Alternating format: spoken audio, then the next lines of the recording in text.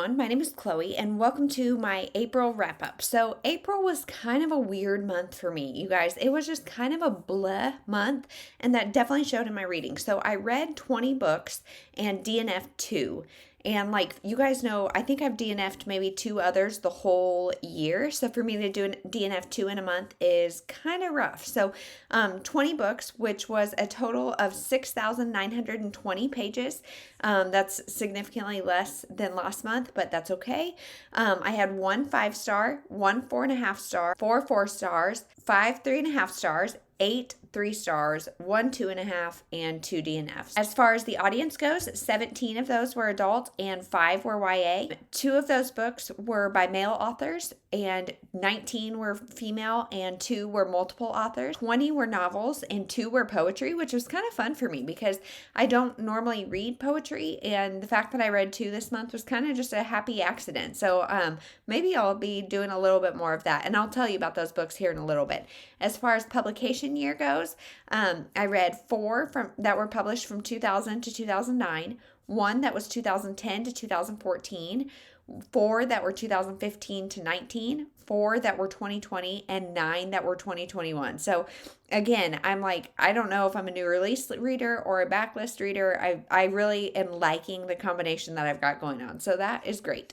Genre-wise, you may be shocked to hear my highest genres were contemporary at 6 books, and thriller at 6 books. Women's fiction had 2, romance had 4, historical had 2, and poetry had 2. So kind of, again, a weird mix. And that line, like I said, between contemporary romance, women's fiction, it gets kind of blurry. But for my categorization, it was mostly contemporary and then women's fiction and romance right behind it. And then the last stat that I have for you guys is where I got all of these books. So I read 5 off Hoopla, which is a really good thing. I normally don't use all 5 just because I just can't get to them. There's so many services and things that I feel like I don't use it to the fullest. And so 5 from Hoopla, 1 from Kindle, 1 from Kindle Unlimited, 5 from Libby, 3 from Libro FM, 3 from NetGalley, and 2 off my shelf. So I feel like, again, I really am happy with that combo. So it was a less good reading month, both in terms of quantity and quality, but I feel like my proportions and things were still pretty good. So let's just get into the book. So as always, I'm going to just go through these in the order I read them.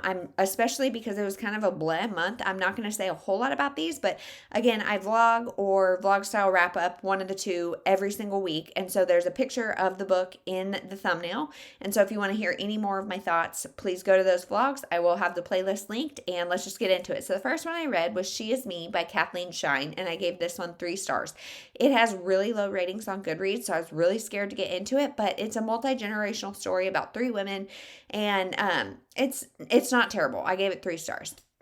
Next is The Hill We Climb by Amanda Gorman, and this is the poem that she presented at the inauguration of Joe Biden. So this was my 5-star. I just think the amount of power and wisdom that came out of that young woman is inspiring, and just what she has to say about our country is so hopeful, and I just loved reading it. So 5 stars on that one. And I actually listened to that one on audio from Libro FM, and I would highly recommend, if you didn't see it, definitely listening to it on audio and hearing her. There's also a foreword by Oprah, so 5 stars on that one.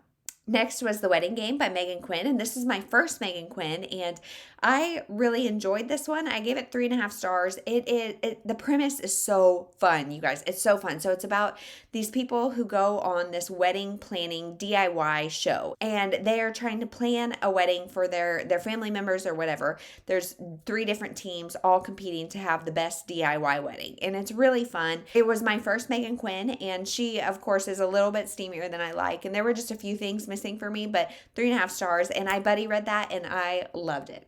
Next is Because You're Mine by Rhea Frey, and this one is a thriller about 2 mothers, and they are going on a mom's trip, girls' weekend, whatever, and 48 hours later someone is dead.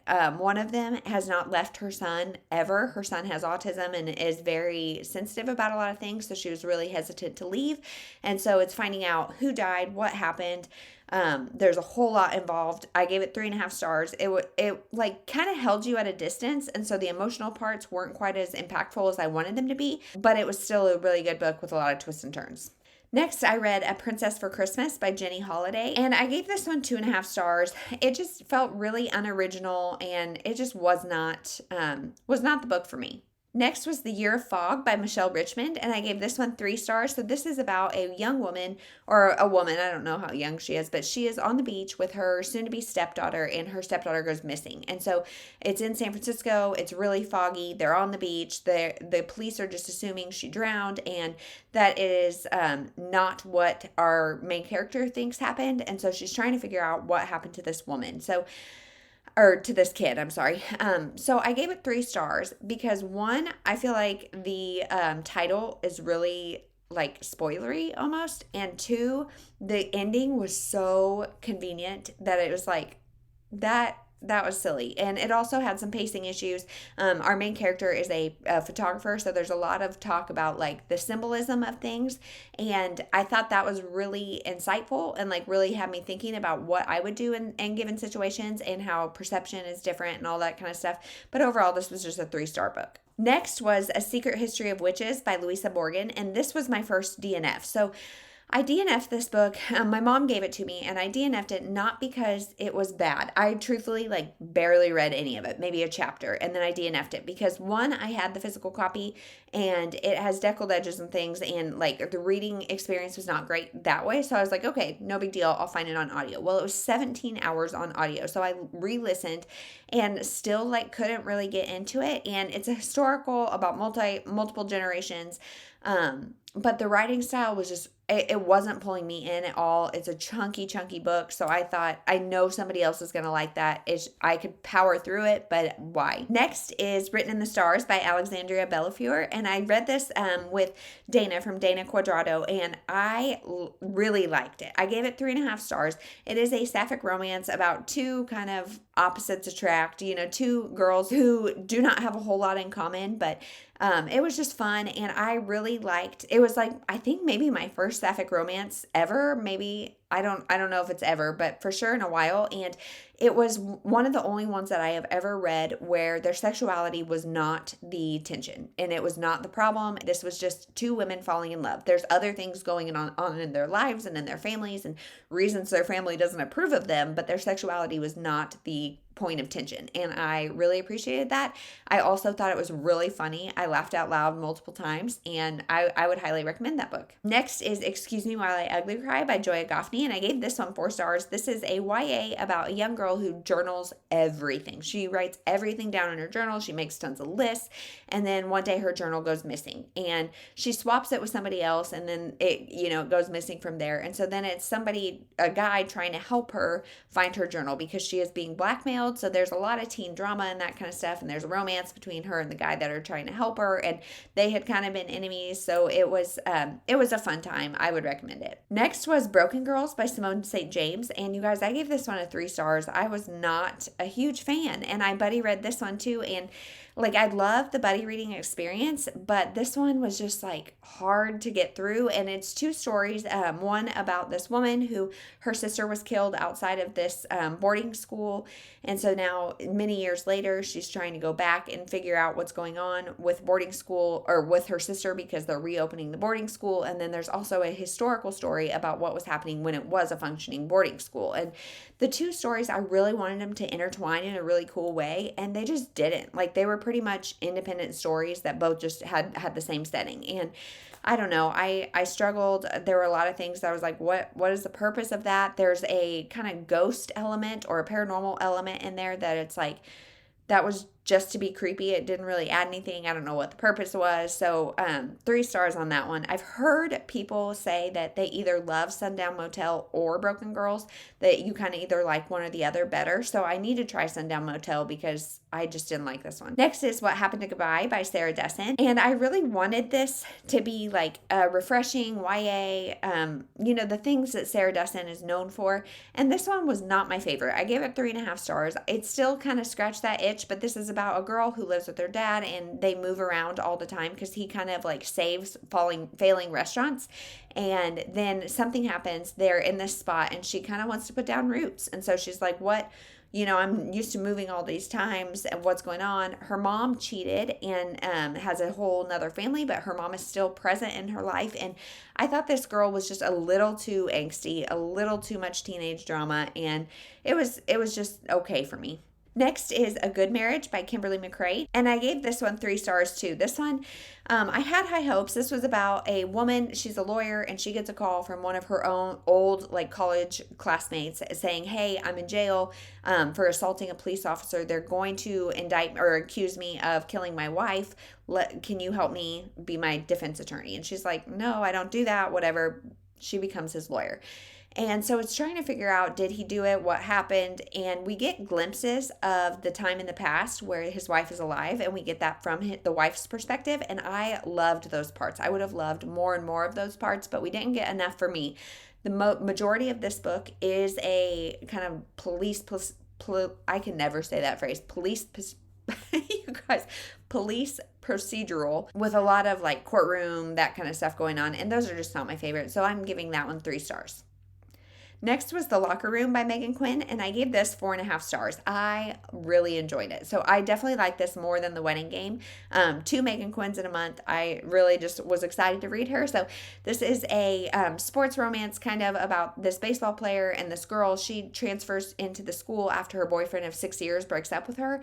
And so she is there. She's there with her 2 girlfriends, and she just has no interest in a relationship at all. She's just been burned by a long, long time boyfriend. And this guy, Knox is his name, he just relentlessly pursues her, and his ego, he gets frustrated at times, but he just keeps trying and being so respectful of her and all of her baggage and everything, and he's gentle with her and he's respectful. I just loved it. I loved it. The only things that kept it from being a 5-star is, of course, it's a little more crass and smutty than I like. And so also there's a couple epilogues, and the final one, I'm like, do we really need to do that? I don't think so. So 4.5 stars. Really enjoyed that. Can't wait to read. It's a companion series, so I can't wait to read more of that. Next was Mirrorland by Carol Johnstone. And this one is my other DNF. So I had this on Libro FM as a part of the ALC program. I thought I might like it, but I don't. It was about 2 sisters, and they had this place called Mirrorland in this house or whatever. One of the sisters goes missing, so the other one goes back to Mirrorland to try to find it. And it's very fantasy, and just not my genre. I don't know if other people will like this or not. It just was not for me. So DNF that one. Also pretty early, so I feel like I am one, take my DNFs with a grain of salt because I'm not giving them a whole lot of time. But 2, I feel like I'm getting slightly better maybe at honing in on the books that I'm really not going to enjoy. So maybe getting better about DNFing. I don't know. Next was Good in Bed by Jennifer Weiner. And this is the one that we read for the Book Sisters Book Club. This is a reread for me. This is about Candace Shapiro, Canny.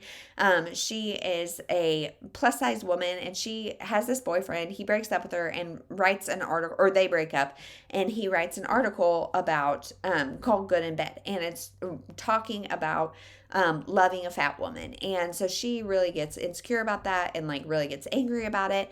And so she undergoes this whole self-reflection, self-discovery journey, and I really liked it. There's a lot of hard topics, a lot of daddy issues, things like that. And what I loved about this book, so I gave it 4 stars. What I loved about this book is she does lose the weight. Spoiler alert, this is from 2000 or something, where these weight-centric stories are really, really prevalent. And so she does lose the weight, and that is not the magic cure. That's not what makes her happy. It's not oh, now I'm thin and conventionally attractive, everything is great. That is not the case. And I really, especially given that the time, I really, really appreciated that and enjoyed it. Next was a collaboration book called Celebrate Mom, and this was by Whitestone Books. This is a bunch of different poems and essays and scripture and things about motherhood and celebrating your mom. And this is one that I had been gifted by somebody a long time ago, and it's just kind of not even a devotional thing. It's 150 pages of just people telling their mom, stories about their moms or different things going on like that. And I really enjoyed it. I liked that it was Christian focused and had some of those scriptural things, both about like how much we love our children and what a mother means in the context of the Bible, but it was just okay. I gave it 3 stars. Next was Too Good to Be True by Carola Lovering, and this one I gave 4 stars. I really enjoyed it. It is a new thriller, so I'm sure you've been hearing a lot about it. This is about a woman who is engaged to this guy. He's perfect. Everything's great. But he's got a wife, and there's a lot of other things going on that aren't quite as they seem. And I really enjoyed it. 4 stars. It's very fast moving and very easy to read and very like compulsively readable. So definitely if you pick it up, plan to have it done in a couple days. Next is The Four Winds by Kristen Hanna, and I gave this one 3.5 stars. And I was really torn on what to rate it because, as always, Kristen Hanna masters the setting. She masters it. Like, this is a family that is in the Dust Bowl in Texas, and then they go to California. It's in the midst of the Depression. All of that is going on. It's a woman and her 2 kids really just trying to fend for themselves and trying to survive this terrible time. And you guys, the setting was a character. She did it so good. Like, I found myself at times being like, like trying to clear my throat, really wanting to drink water because you just feel the dust and the atmosphere and the heaviness. And this book, I feel like, was just very, very, very heavy. And it's long and it's depressing and it's like hard to get through. And so while my reading experience wasn't super enjoyable, I think it's a really well done story. And there were, I think, 3 points in the book where I was like choking back tears because it's just so emotional. And for a book to elicit that out of me means it was great, but it was still just kind of a hard experience because there's so little hope. So the mother and daughter, because her daughter is like early teens, I think, and she's very like typical of that age and almost felt a little bit too much, but like their relationship was very strained, and there is some reconciliation that comes with that, and that was really hopeful. There's also a romance because our main character, she has always been told she's not as pretty as her sister, not as good, and she's got a lot of insecurities, and then things happen with her husband, and so she's got a lot of insecurities, and then she has a romance at the end that I didn't feel like was the strongest, but it was sweet, and she has great in-laws. Like, the little glimpses of love and hope are great, that I just wish there would have been more of them. So 3.5 stars. If you want to read it, I would definitely say it's worth the read for sure. Just prepare to have a really, really heavy read. Next is Anna K by Jenny Lee, and I also read Anna K Away, which is the sequel, and those are both by Jenny Lee, and I gave them both 3 stars. This book is a retelling of Anna Karenina, and I have not read that story, so take this with a grain of salt, but this was just a story of rich kids having rich kid problems. This was marketed as like Gossip Girl meets Crazy Rich Asians, and 100% I think that is accurate. It is very much teen angst and drama meets this crazy high class Asian culture and all the things going on. I just really had a hard time like connecting or caring because it's so much about like the drug abuse and all of the different just like privileged things that these kids are getting up to. And there's definitely some like hard times and some emotional moments and some deeper topics explored. But I just kind of had a hard time engaging. So why did I go on to the second one? I don't know. But I had it on both NetGalley and Libro FM. And I'm surprised to say I like the second one better. And I don't know if it's because we already know the characters. And I mean, there's not a complete, like there's some new ones and some that aren't in the second book. But the second book is also their life during summer. So Anna goes to Korea and she meets a K-pop star and that kind of stuff. One of the other characters goes to LA, and so there's other things going on that kind of split the group up and like add some intrigue. So I like the second one better, but both are just 3 stars for me. And then the final one I'm going to talk about is What's Not to Love by Emily Wibberley and Austin Sigmund Broca. And I always like stumble over those names, but this one is a extreme rivals to lovers situation. It is a YA about these seniors in high school who compete on everything. And then they are tasked with planning a 10-year high school reunion for the class from 10 years ago. And so they have to work together on that. And it's really a good book for thinking about like how much can you trust your 17-year-old self to make lifetime decisions? And do you know at 17 what you want forever? And it really brings up that conversation. And I really appreciated that. The romance was hard for me though because they were so nasty to each other. They were like it just took it too far for me, to the point that even like their initial connections and like romantic encounters were like just not sexy to me at all, not believable, and I just like didn't really ship them. I thought they would both be better off with somebody else, so I gave that one 3 stars. So I lied. There's one more actually that I read. I read The Perfect Daughter by DJ Palmer, and this is a thriller about a girl who, a mother. She's given a call one day that says, "Hey, we've got your daughter in the police station. She was just found at a murder scene, blood all over her hands. She, come down. She is about to be accused of murder." So the mom goes down and she's like, "Whoa, what's going on?" The daughter, it turns out, has dissociative identity disorder, which is also known as like multiple personalities. And so the book is trying to explore, can we hold someone responsible for something one of their personalities did? Is that even a real thing? Is it just a sociopath that is using these kind of like as manipulation strategies? What is going on? What actually happened? And it was full of twists and turns, and I really, really enjoyed it. I gave it 4 stars. So that is everything that I read in April. For only being 22 books, it feels like a lot, but it was just a weird month, you guys. It was weird. So tell me, how was your April? Have you read any of these books? Let me know your thoughts on them. Do you agree, disagree? Let me know all the things, and we'll talk to you in the next one.